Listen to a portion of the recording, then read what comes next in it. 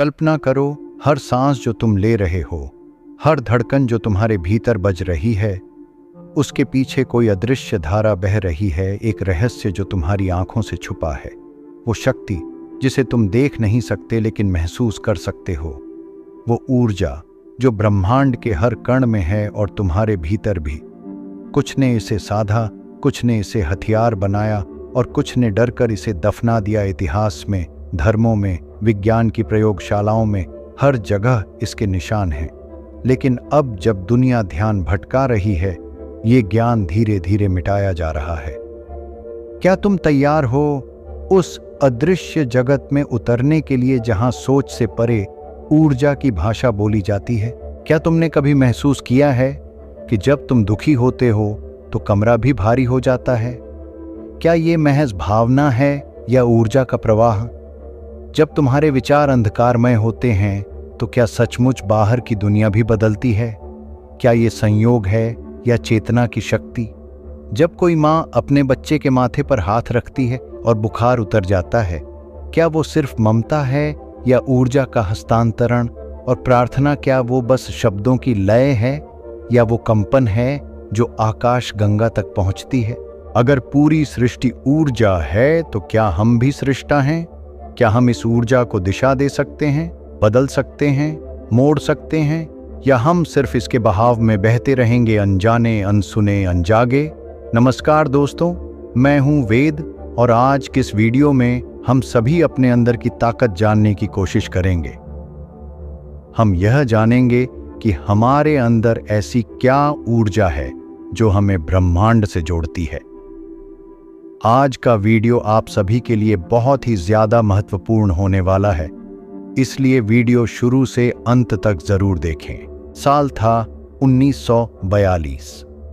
Japan एक युद्ध की आग में झुलस रहा था, लेकिन पहाड़ियों के बीच बसे एक छोटे से बौद्ध मठ में एक युवा भिक्षु केवल 17 वर्ष का ध्यान में बैठा था।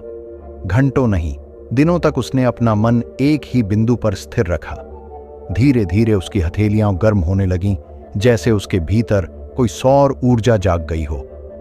गुरु ने मुस्कुराते हुए कहा, तुम अब समझ रहे हो कि ऊर्जा सिर्फ ब्रह्मांड में नहीं, आत्मा में है। वही दशक भारत के उत्तरी हिमालय। त्रिलोकानंद नामक एक रहस्यमय साधु की कथा गांव-गांव में फैलने लगी। लोग कहते थे वो साधु वर्षों से बिना भोजन के जीवित हैं। डॉक्टर आए, वैज्ञानिक आए, किसी को कोई उत्तर नहीं मिला। पर एक बात तय थी, वह केवल प्राण से जीवित थे।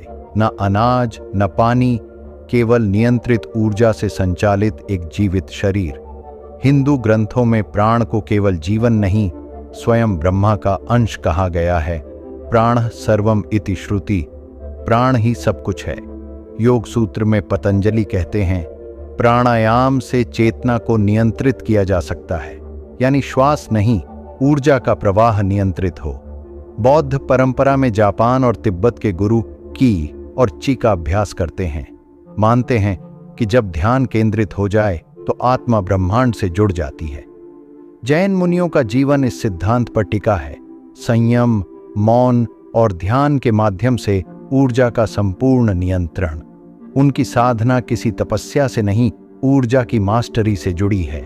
और फिर ईसा मसीह कहते हैं, उन्होंने सिर्फ हाथ रखकर रोगी को स्वस्थ कर दिया।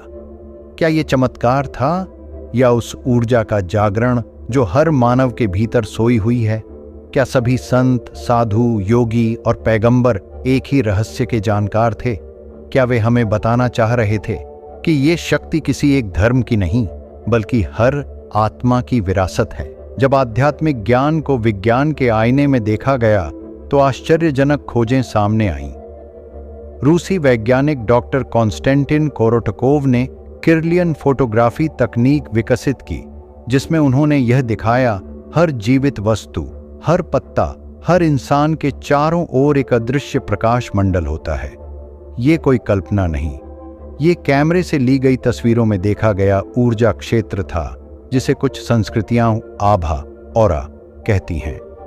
MIT के न्यूरोसाइंटिस्ट डॉ एंड्रयू हबरमन कहते हैं, हमारा मस्तिष्क केवल सूचना संसाधित नहीं करता, बल्कि विद्युत और रासायनिक ऊर्जा का एक जीवंत केंद्र है।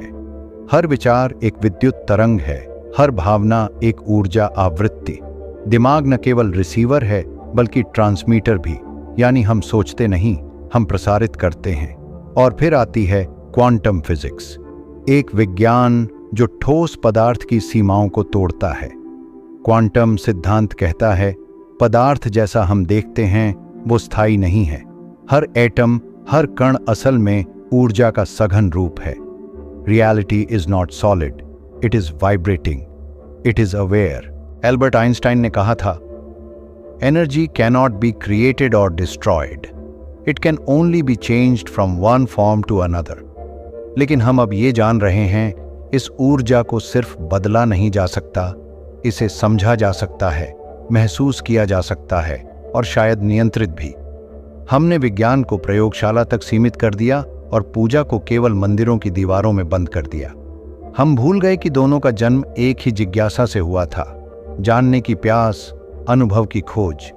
सोचो, जब एक माँ अपने बच्चे को केवल छूकर शांत कर देती है, उस स्पर्श में कौन सी औषधि होती है?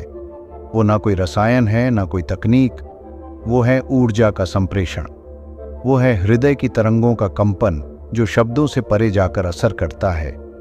कभी महसूस किया है कि जब तुम किसी प्रिय को देखकर बिना कुछ कहे सब समझ जाते हो, या जब कोई अपने दुख से तुम्हारे दिल को छू लेता है? वो क्या है? वो विज्ञान नहीं, या वो भावना, या दोनों का एक अदृश्य मेल जिसे हमारी भाषा समझ नहीं पाती पर आत्मा पहचान लेती है? शायद हम बार बार गलत प्रश्न पूछते रहे, क्या ये सच है? जब असली प्रश्न ये होना चाहिए था, क्या मैंने इसे महसूस किया है? क्योंकि जो तुमने अनुभव किया है वो तुम्हारा सत्य है, और शायद उसी अनुभव में छुपा है वो द्वार जिससे होकर तुम अपनी ऊर्जा को पहचान सकोगे। जिस दिन वो द्वार खुलेगा, तुम्हें उत्तर बाहर नहीं, भीतर से सुनाई देगा। अगर इन शब्दों ने तुम्हारे भीतर कोई हलचल जगाई है, अगर किसी एक पल ने तुम्हारे भीतर की किसी भूली हुई अनुभूति को छू लिया है, तो इसे अपने तक मत रखो। शब्दों की शक्ति तभी पूर्ण होती है जब वो यात्रा करे। शायद कोई कहीं खोया हुआ है और तुम्हारा एक छोटा सा साझा उसे अपने भीतर लौटने का रास्ता दिखा दे। शायद तुम्हारी एक क्लिक किसी की नींद खोल दे। तो हाँ, लाइक करो, शेयर करो, सब्सक्राइब जरूर करो, पर उससे भी जरूरी एक पल ठहरो, आंखें बंद करो और खुद से पूछो, क्या मैं अपनी ऊर्जा को सच में महसूस कर पा रहा हूं? क्योंकि असली जुड़ाव स्क्रीन से नहीं, स्व से होता है। याद रखो, ऊर्जा को ना कोई बना सकता है, ना कोई मिटा सकता है। ये ब्रह्मांड की सबसे पुरानी, सबसे मौलिक भाषा है जो शब्दों से नहीं, तरंगों से बात करती है। हर भावना, हर विचार एक कंपन है और तुम उस कंपन का स्रोत हो। तुम कोई साधारण शरीर नहीं हो, ना ही हड्डियों और मांस का संयोग मात्र। तुम एक जीवित ज्योति हो, एक चलते फिरते ऊर्जा केंद्र हो जो हर क्षण अपने चारों ओर दुनिया को बदल रहा है, चाहे अनजाने ही सही। जब तुम मुस्कुराते हो, कमरे की ऊर्जा बदल जाती है। जब तुम रोते हो, हवा तक भारी लगने लगती है। तो सोचो, अगर तुम अपने भीतर की ऊर्जा को सच में जान सको, अगर तुम उसे समझकर दिशा दे सको, तो क्या कुछ असंभव रहेगा? तो अगली बार जब जीवन बोझ लगे, जब मन उलझा हो, या जब तुम्हें लगे कि सब कुछ बिखर रहा है, एक पल ठहरना, अपनी आंखें बंद करना और अपनी ऊर्जा को पुकारना, क्योंकि वही तुम्हारा असली स्वरूप है। तुम ही हो स्रोत, साधक और स्वयं शक्ति। और याद रखो, तुम्हारी ऊर्जा जितनी शुद्ध होगी, उतनी ही दुनिया तुम्हारे चारों ओर बदलने लगेगी। बाहर का परिवर्तन भीतर से ही शुरू होता है।